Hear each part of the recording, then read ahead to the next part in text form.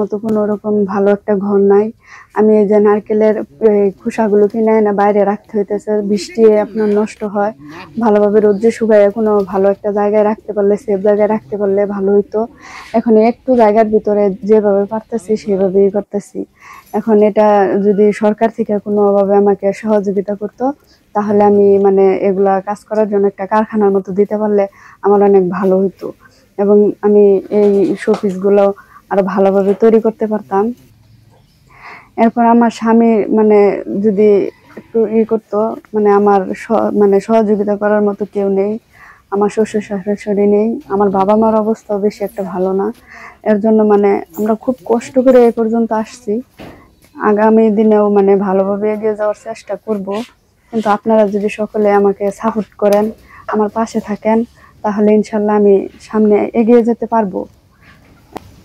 আমি মাঝে মাঝে পার্কে আপনার এই জিনিসগুলো নিয়ে যাই, কারণ আমার স্বামী রিক্সা চালায়। যদিও নিয়ে যায় তাহলে এগুলা মানে বিক্রি করতে যায়, তাহলে দেখা যায় রিক্সা চালাইতে পারে না।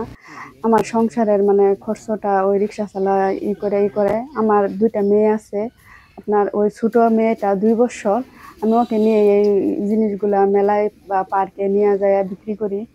তো ও সময় দিতে পারে না, কারণ ও গাড়ি চালাইয়া মানে এগুলা বিক্রি করার মতো হয়ে হারে না। এর জন্য আমি নিয়ে যাই আমার মেয়ে। হ্যাঁ, আমি আপনার হলো টাঙ্গাইলে একটা মুরগি খামারে কাজ করতাম। তো ওইখানে আপনার ওই যে আমার মানে সপরিবারে থাকতাম।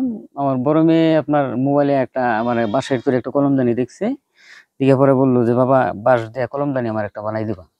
তাই একটা বাঁশ দিয়ে কলমদানি চেষ্টা করলাম, হয়ে গেছে, খুব সুন্দর হয়েছে। পরে ওখান থেকে আস্তে আস্তে মানে এই বাঁশের কাজের প্রতি আমার আইডিয়াটা হইলো। ওখান থেকে আস্তে আস্তে মানে আমি শুরু করলাম যে করি, দেখি করা যায়। তারপর আপনার এই যে এই প্রোডাক্টটা সর্বপ্রথম আমি আমার নিজের দরকারে করছিলাম। তারপর দেখা গেল যে না, আসলেই তো বাসার প্রোডাক্টগুলো সুন্দর দেখা যায়, পরে এগুলা পরিবেশ বান্ধব, কোনো না প্রাকৃতিক জিনিস থেকে তৈরি। আইডিয়াটা মূলত ওখান থেকেই। এগুলো ও বানায় আপনার ভালো লাগে। আমার সমস্যা, আমার আর্থিকভাবে আমি মানে ওরকম সচ্ছল না। আমার হাজবেন্ড আপনার একদিন পর পর মানে গাড়ি চালায়, ময়মনসিংহ শহরে শিডিউল থাকে। তারপরে যেদিন বাসায় থাকে ওই দিন বসে এই কাজগুলো করে। যদি আর্থিক সহযোগিতা সরকার থেকে পাইতাম, তাহলে তাহলে আমি মানে এই কাজটাকে আরো অনেক দূর এগিয়ে নিয়ে যাওয়ার চেষ্টা করতাম। এখন আমরা দুইজন হাজবেন্ড ওয়াইফ দুইজনের পাশাপাশি এই কাজটা করতেছি। যদি ওরকম কোনো মানে বড় ধরনের একটা করতে পারতাম, তাহলে দেখা যায় যে আশেপাশে অনেক মহিলা আছে যারা বেকার বসে থাকে, তাদেরকে নিয়ে কাজটা করলে তাদেরও একটা মানে কাজের হইতো, আমারও অনেক উপকার হইতো। আমিও কাজটা আরো ভালোভাবে করতে পারতাম, প্রোডাক্ট গুলো অনেক মানে উন্নত মানে করতে পারতাম।